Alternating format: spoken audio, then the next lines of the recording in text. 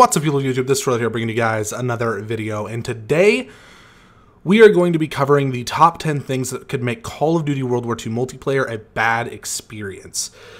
This list was chosen by approximately 500 people, give or take a little bit more than that. It was a poll that I put up over on Twitter and Facebook and Reddit, and I had people vote on it, so I knew exactly where this was coming from. And I got a pretty good sample size of some of the community.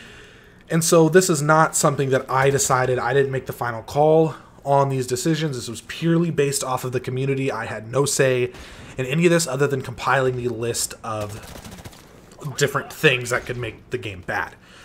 Before I get into this list, I would like to mention that I am going to start live streaming over on Twitch. I will have the link in the top of the description. And I'm going to be live streaming from 9 p.m. to 11:30 p.m. Central Standard Time, Monday through Friday. That is the plan as of now.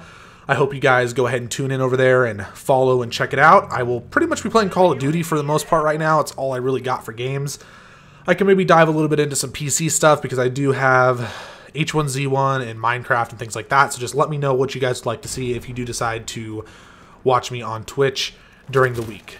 Starting off at number 10, we have bright colors. So I would say that Black Ops 2, Black Ops 3, Advanced Warfare, and IW had the most poppy and flashy colors in the series. I personally prefer it that way. Black Ops 3 was a little much, but I was still perfectly fine with that. But apparently a lot of people are not a big fan of the poppy, flashy colors in Call of Duty. And I can understand that to a degree, that some people really don't want that in a gritty shooter. And I personally don't want it to be, bright everything in a World War II setting, so I can understand that to a degree, and I would like there to still be bright colors, like a jungle setting, or, make the accents on the buildings bright and colorful and stuff like that, bright fire and grass and stuff. I really like that, but I don't want a bunch of, like, blacks and tans and grays and browns. I don't really want that in my game from my experience, but obviously it was enough to make it onto this list that a decent amount of the community is not a fan of it. Moving on to number 9, we have DLC guns, and I thought that this was going to be a little bit higher on the list, and I don't think it's so much that the community just straight up doesn't want to see DLC guns. I think it's that they didn't like the way that DLC guns have gone for the past 3 years, give or take this year, because I personally think this year was fine for the most part. Granted, in MWR, you still have to spend money to get the guns if you don't want to grind, a couple weeks to get them, but you're still only spending at most like $20 to $40, and that gets you all of the weapons, and that gets you a lot of extra stuff as well. So I don't think that it's too bad. I want to see DLC guns in the future, really, really bad. It adds stuff to the game. I just hope that they do it the right way. Moving on to number 8, we have gun variants, and this is another one that I thought was going to be a lot higher on the list. But gun variants is something that I don't think should be in Call of Duty ever again. It's not good for competitive.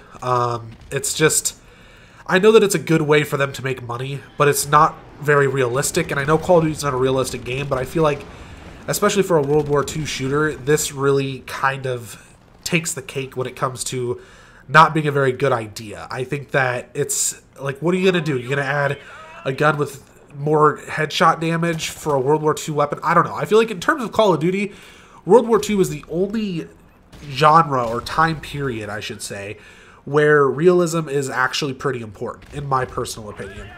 Moving on to number 7, we have no competitive game mode. So League play from Black Ops 2 was a huge success. It had a good ranked selection. They really enforced rules. They really enforced punishment of breaking the rules.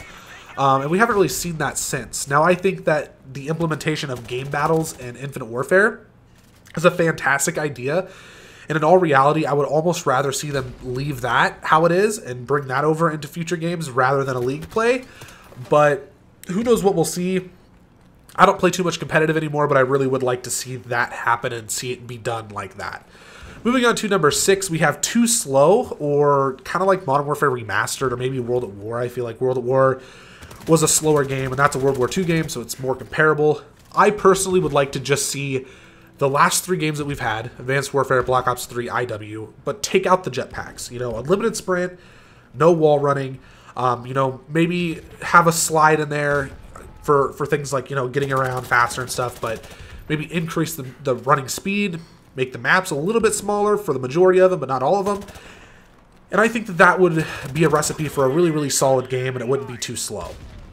Moving on to number 5, we have bad weapon balance. So over the years, we've had a couple of games with some atrocious weapon balance, such as Advanced Warfare and Call of Duty Ghosts. Those are the two, in my head, that stand out as the worst games for bad weapon balance. And when I say bad weapon balance, I mean a maximum of 2 to 4 really, really good guns. That you know, when you use these guns, they just destroy everyone, and nothing can compete with it. In Call of Duty Ghosts, it was the MTAR-X, the Vector, and the Remington.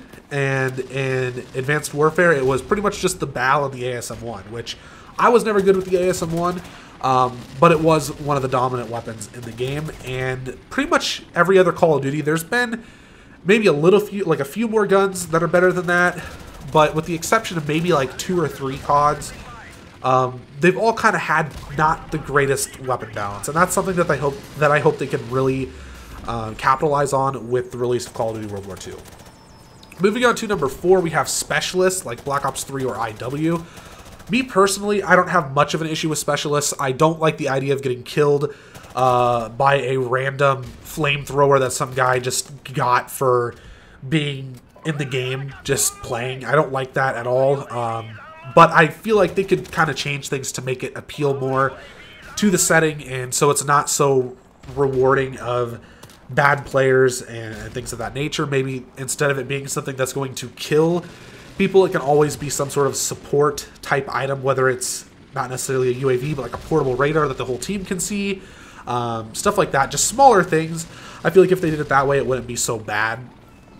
Moving on to number 3, we have supply drops, which I thought this was going to be higher on the list, but I feel like people are finally coming to grips with the fact that supply drops are going to be in the game. And the developers need to find a way to make the supply drop system work the best. I think that MWR has the best just plain out supply drop system, and I like how IW is releasing free weapons, but the only reason they're releasing free weapons, if I want to be really honest here, is because they have COD 4 Remastered and IW and Black Ops 3. That's why they're releasing free weapons. If it wasn't for that, I'm almost 100% sure that they would still be charging people for guns, and they would still be putting them behind a paywall.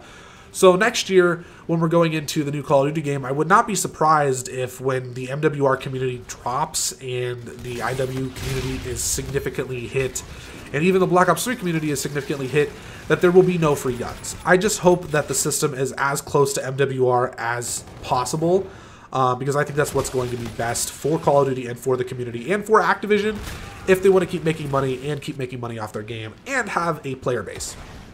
Moving on to number 2, this personally is the thing that would ruin the game for me no matter what, but strong skill-based matchmaking. And some people say that it's not skill-based matchmaking, that it's something else, and I get that, and I also understand that there's always been skill-based matchmaking to a degree, you know, balancing teams and stuff. But whatever they did in Advanced Warfare, that needs to not be a thing. That needs to not be existing. That needs to just fall off the face of the planet and never come back. There is a time and a place for competitive matches, and that is not in public matches. And I mean, I feel like if I'm playing Call of Duty, 1 out of every 5 of those games, or maybe 10 if I'm really not feeling being all grindy and competitive, should be a close tie, like it should be a really close match. And that's just my personal opinion. I don't want every game to be a try-hard sweat fest, because I play alone most of the time. I think most people do play alone, and just nobody wants to deal with that. And I just really hope that they can take out whatever was in Advanced Warfare. I don't want that to be there. Now at number 1, we have unrealistic cosmetics. So we were talking about supply drops earlier, and more or less this is, you know, your flashy pink camos, your diamond plated boots, or, you know, knee pads. This is your colorful helmets, things like that. And this one is kind of hard for me because I really do like the camos. I like grinding for camos. I like there being 40 camos per weapon class. But I don't want to see it in World War II. I don't want to see bright, flashy colors in World War II, because at that point what you're doing is you're basically just changing the background of Call of Duty and then adding in all the things that you do every single year that are used to get people to play, the grindy aspect. And so if that's what you're doing, then what's the point at all? What's the point of making a new game? Just to drive your profits? At that point, you're not doing anything well. You're just, you're almost using the community, in my personal opinion. And so I want to see the colors stay true to the Call of Duty World War II era. I want to see, you know, maybe some like browns and blacks and grays. And I know I said I didn't want to see that earlier. Maybe some white. We can even go into gold and chrome and diamond and stuff like that. These are things that I really hope are in there. Maybe even a little bit of blue and red. But I don't want to see anything like pink and neon purple and neon blue and electric yellow. Like, I just don't want to see these things on the gun. I don't want to see these patterns. I just want it to stay true to World War II. So that's pretty much all that I have for you guys in this video. I hope you guys liked it. Please remember to hit the like button and subscribe if you are new. Also, if you'd like to check out my stream Monday through Friday, 9 p.m. to 11:30 p.m. Central Standard Time, that would be awesome. And deuces.